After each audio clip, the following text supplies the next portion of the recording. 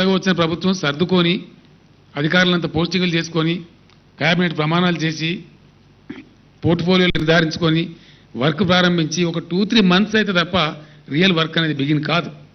అందులో కొత్త రాష్ట్రం, కొత్తగా ఏర్పడ్డ ప్రభుత్వం కాబట్టి నిలదొక్కోవడానికి కొంత టైం పడుతుంది. ఎవరో కొంతమంది రాజకీయ నాయకులు స్టేట్మెంట్ కూడా ఇచ్చిండ్రు, ఒక నెలలో ఒక మంచి పని కూడా కాలేదని. నేను చెప్పిన ఇంకో నెల దాకా కూడా మేమేం చేయదలుచుకోలేదు.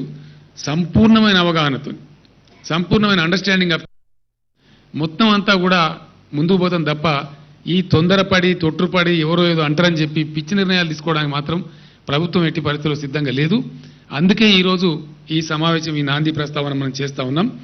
ఈ రోజుతోని మనమందరం కూడా కంకణబద్ధులమై ఈ కొత్త రాష్ట్ర నిర్మాణం కోసం దీనికి కావాల్సిన మార్గాలు, మార్గదర్శకాలు, ప్రణాళికలు రూపొందించడం కోసం ఈరోజు మనం తయారవుతాం.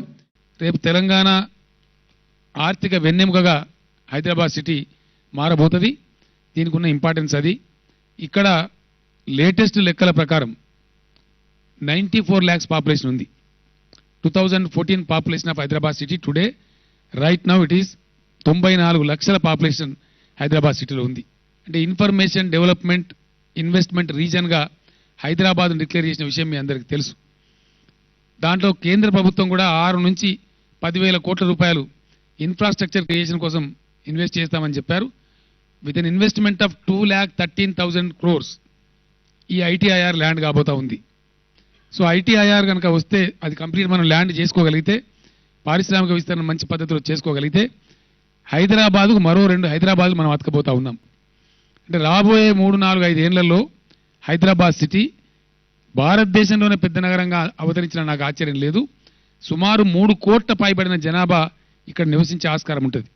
అంటే ఇంచుమించుగా 3.5 కోట్ల మంది ఎటువంటి ఆటంకాలు లేకుండా నివసించేటువంటి హైదరాబాద్ మనం తయారు చేసుకోవాలి. చేసుకోవాలంటే దానికి అవసరమైన సివరేజ్, దానికి అవసరమైన డ్రైనేజ్, దానికి అవసరమైన ట్రాన్స్పోర్ట్ ఫెసిలిటీస్, దానికి అవసరమైన మెట్రో ట్రైన్ సిస్టమ్స్, దానికి అవసరమైనటువంటి ఎయిర్పోర్ట్స్. హైదరాబాద్ మనకు ఒకటే ఎయిర్పోర్ట్ ఉంది, అది ఇప్పుడు హైదరాబాద్ సదరన్ పార్ట్లో ఉంది. హైదరాబాద్కు తెలంగాణ రాష్ట్రం యొక్క భూభాగం పశ్చిమ భాగాన్ని చాలా తక్కువ ఉంటుంది, వెస్టర్న్ సైడ్ ఆఫ్ హైదరాబాద్. మనం జహీరాబాద్ పోయినా 100 కిలోమీటర్లే, తాండూరు సైడ్ పోయినా 100 కిలోమీటర్లే, నిజామాబాద్ ఏమో మనకు నార్త్ తెలంగాణలో వస్తుంది. కాబట్టి వెస్ట్ సైడ్ మనకు హైదరాబాద్ ఇమీడియట్గా ఎయిర్పోర్ట్ అవసరం లేకున్నా హైదరాబాద్ యొక్క ఉత్తర భాగంలో somewhere around Shamirpet or Jawahar Nagar ఆ ప్రాంతాలలో, అట్లానే హైదరాబాద్కి ఈస్ట్ సైడ్లో ఈ 2 ఎయిర్పోర్ట్లు, హైదరాబాద్కి ఇంకో 2 ఎయిర్పోర్ట్స్ ఇమీడియట్ రావాలి. ఎవ్రీ ఫార్మర్ యొక్క ల్యాండ్ సాయిల్ టెస్టింగ్ చేయించాలి గవర్నమెంటే. అగ్రికల్చర్ యూనివర్సిటీలో రీసెర్చ్ పడిపోయింది, మునుపున్న లెవెల్స్ ఇప్పుడు లేవు. ఆ రీసెర్చ్ పెరగాల్సిన అవసరం ఉంది. సీడ్ బౌల్ ఆఫ్ ఇండియాగా రూపుదిద్దుకునే ఆస్కారం ఉన్న తెలంగాణలో రీసెర్చ్ అనేది లేకపోవడం చాలా దుర్మార్గం. కాబట్టి research in agriculture university needs to be improved. చాలా పెద్ద ఎత్తున పెరగాల్సిన అవసరం ఉంది. ఆ రీసెర్చ్లో భాగంగా ఖచ్చితంగా మనకు నాలెడ్జ్ ఎక్కడ దొరికితే అక్కడ తెచ్చుకొని అందరూ రైతుల యొక్క భూసార పరీక్షలు ప్రభుత్వమే చేయాలా. అది ఖచ్చితంగా కంప్యూటరైజ్ కావాలి. All the lands, all the soils of all the farmers shall be conducted టెస్టులు చేయాలా. అట్లా చేసి ఆయా జిల్లాలను క్రాప్ కాలనీస్గా డివైడ్ చేయాలి. Extension officer shall be in the fields of the farmers ఉండాలి. ఏ జిల్లాలో ఏ రీసెర్చ్ స్టేషన్స్ పెట్టాలి, మైక్రో లెవెల్ నుంచి మ్యాక్రో లెవెల్ వరకు అన్నీ కూడా ఒకదానికి మళ్ళీ లింకేజ్ ఉండే విధంగా, ఎక్కడ మిస్ మ్యాచ్ లేకుండా తప్పకుండా ఆ విధంగా అగ్రికల్చర్ డిపార్ట్మెంట్ కూడా ప్లానింగ్ జరగాలి. ఆల్ ఓవర్ తెలంగాణ 10 జిల్లాలు కలిపి 2,20,000 acres is in place for the use of. Lowest ఉన్నదే ఒక వరంగల్ జిల్లా, 1,040 ఎకరాలేమో ఉంది అక్కడ. మిగతా ఏ జిల్లాలో కూడా 5,000 ఎకరాల కంటే తక్కువ లేదు. కొంత ఇప్పుడున్న రింగ్ రోడ్ బయటికి, అవుటర్ రింగ్ రోడ్ బయటికి, ఆ తర్వాత ఒక 70-80 కిలోమీటర్స్ బయటికి, ఆ తర్వాత ఏ జిల్లాలలో ఏ పరిశ్రమలు పెట్టచ్చు అని ఒక న్యూ ఇన్నోవేషన్తో అన్ని జిల్లాలలో కూడా పారిశ్రామిక వాడలు వచ్చే విధంగా అక్కడ భూముల లభ్యతను బట్టి దాన్ని చేయాలని చెప్పి నేను ప్రదీప్ చంద్ర గారిని ఎక్కడ ఏ రకమైన ఇరిగేషన్ ప్రాజెక్టు తలపెట్టినా ఖచ్చితంగా దాంట్లో 2 కాంపోనెంట్స్ భాగస్థం కావాలి. ఒకటి, drinking water takes priority over everything. ప్రజలకు సేఫ్ డ్రింకింగ్ వాటర్ అందించడం అనేది ప్రభుత్వం యొక్క సామాజిక బాధ్యత. జిల్లా కలెక్టర్లు, మీ పార్లమెంట్ సభ్యులు, మీ శాసన మండలి సభ్యులు, మీ శాసన సభ్యులు, మీ పంచాయతీరాజ్ ప్రజాప్రతినిధులు, మీ మున్సిపల్ ప్రజాప్రతినిధులు అందరి అభిప్రాయాలు కలబోసుకొని మీరు ఫైనల్ డిస్ట్రిక్ట్ ప్లాన్ తయారు చేయాలి. While preparing the district plan you shawl invite all the reviews of all the public representatives. ప్రతి ఒక్కరిని కూడా ఇన్వాల్వ్ చేసుకోవాలి. All the housing scandals needs to be broken. వాటి అన్నింటిని కూడా బద్దలు కొట్టాల్సిందే. సీరియస్ ఎంక్వైరీస్ కండక్ట్ చేయాల్సిందే. బాధ్యులు ఎవరైనా సరే వాళ్ళని జైళ్ళకు పంపించాల్సిందే, తగిన పద్ధతిలో శిక్ష విధించాల్సిందే. ఆ విషయంలో ప్రభుత్వం రాజీ పడకూడదు, రాజీ పడడానికి సిద్ధంగా కూడా లేదు అని చెప్పి నేను మనవి చేస్తూ ఉన్నాను. ఎందుకంటే ఇప్పుడు ఆ అక్రమాలు చేసిన వాళ్ళు, అన్యాయాలు చేసిన వాళ్ళు, ఆ డబ్బు దుర్వినియోగం చేసిన వాళ్ళు నోళ్లు తెరుచుకొని కూర్చొని ఉన్నారు. 3 లక్షల ఇల్లు కట్టిస్తారంటే దానికి నాకెంత వస్తుంది, నీకెంత వస్తుంది, మనమేని కొట్టేయచ్చు, నువ్వేని కొట్టేయచ్చు, నేనేని కొట్టేయచ్చు అని చెప్పి గతంలో అక్రమాలు చేసిన వాళ్ళు ఇప్పుడు నోళ్లు తెరుచుకొని మళ్ళీ వాటిని మింగేయడానికి చూస్తూ ఉన్నారు. అదే పద్ధతి కనుక కొనసాగితే ఇంకా దానికి అర్థం లేదు, ఆ పథకానికి అర్థం లేదు. అది యూజ్లెస్ ఎక్స్పెండిచర్ కింద పోతుంది, ప్రజాధనం సంపూర్ణంగా దుర్వినియోగం అవుతుంది. కాబట్టి ప్రభుత్వం దాన్ని టాలరేట్ చేయడానికి సిద్ధంగా లేదు. అండర్ ఎనీ సర్కమ్స్టాన్సెస్ ఇందులో ₹1 కూడా దుర్వినియోగం కావడానికి వీలేదని చెప్పి తెలంగాణలో కుటుంబాల సంఖ్య నంబర్ ఆఫ్ హౌస్ హోల్డ్స్ వచ్చి 84 లక్షలుగా ఉంది. 84,500 చిల్లరంతో ఉంది. 84 lakhs మనం రౌండ్ ఫిగర్ తీసుకున్నట్టయితే 84 lakhs ఉంది. కానీ తెలంగాణలో ఇష్యూ చేసినటువంటి రేషన్ కార్డ్ సంఖ్య, వైట్ రేషన్ కార్డ్సే 91 lakhs అండ్ ఎబో ఉన్నాయి. అసలు కుటుంబాల సంఖ్య 84 lakhs ఉంటే white ration cards already issued, ఇప్పటికే జారీ చేయబడ్డ తెల్ల రేషన్ కార్డుల యొక్క సంఖ్య 91 లక్షలుగా ఉంది. అవి కాకుండా కొన్ని ఒక 1 లక్ష 2 లక్షల పైచీలకు అంత్యోదయ కార్డ్స్ అని వేరే ఉన్నాయి. అవి కాకుండా మరొక 15 లక్షల గులాబీ రంగు కార్డులు కూడా ఇష్యూ చేయబడి ఉన్నాయి.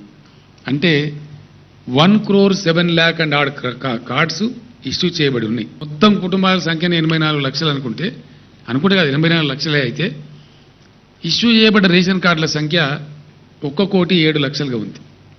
అంటే ఆల్మోస్ట్ 22 లక్షల కార్డ్స్ అదనంగా ఇష్యూ చేయబడినాయి. ఇది కుటుంబాల సంఖ్య కంటే. మరి ఈ కార్డు ఎక్కడ ఉన్నాయి, ఎవరి దగ్గర ఉన్నాయి, పేదల కోసం నిర్దేశించి ఈ కార్డుల సంఖ్యను బట్టి రిలీజ్ అవుతున్న ఈ బియ్యం ఎక్కడికి పోతా ఉన్నాయి, ఈ నిత్యావసర సరుకులు ఎక్కడికి పోతా ఉన్నాయి, ఎన్ని వందల వేల కోట్ల ప్రజాధనం దుర్వినియోగం అవుతా ఉంది. దీన్నంతా కూడా మనం చాలా సీరియస్గా సమీక్ష చేయాల్సినటువంటి అవసరం ఉంది. This needs a very serious relook. ఎందుకంటే ఇంత అరాచకం జరగడానికి ఇది సరైన పద్ధతి కాదు. ఒక రాష్ట్రం, ప్రభుత్వం, ఒక అడ్మినిస్ట్రేషన్ వ్యవహరించవలసిన తీర్థనులు వ్యవహరించవలసిన పద్ధతి ఇది మాత్రం కాదని చెప్పి నేను బలంగా నమ్ముతున్నా. నా గోదావరి 2 నదులు కలిపి మనకు 1200 టీఎంసీల నీళ్లు కేటాయించబడి ఉన్నాయి.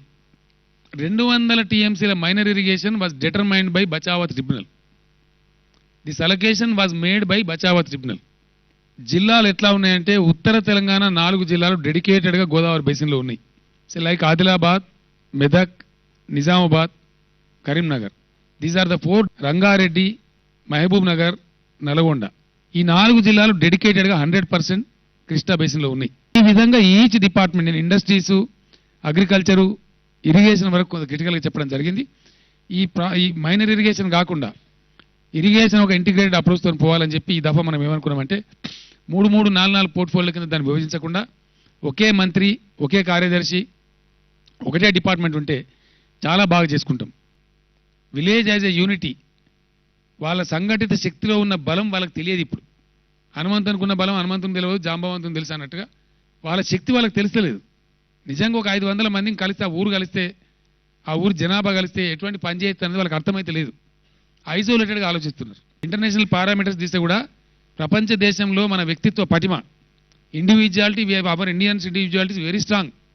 వ్యక్తిగా ఎంత హై స్పిరిట్స్లో ఉంటున్నామో, ఇండివిజువాలిటీ ఎంత స్ట్రాంగ్గా పెట్టుకుంటున్నామో, ఒక సొసైటీగా, ఒక కమ్యూనిటీగా, ఒక టీమ్గా అంత హై స్పిరిట్లో ఉండలేకపోతున్నాం. కాబట్టి దీనిలో ఎక్కడ లోపాలని, దీనిలో ఎక్కడ బిల్డ్ చేసుకోవాలి, మన వీక్నెసెస్ ఏంటి, మన స్ట్రెంగ్త్స్ ఏంటి, మన స్టడీ చేసుకొని ఆ దిశగా కూడా ప్రయత్నాలు జరగాలి.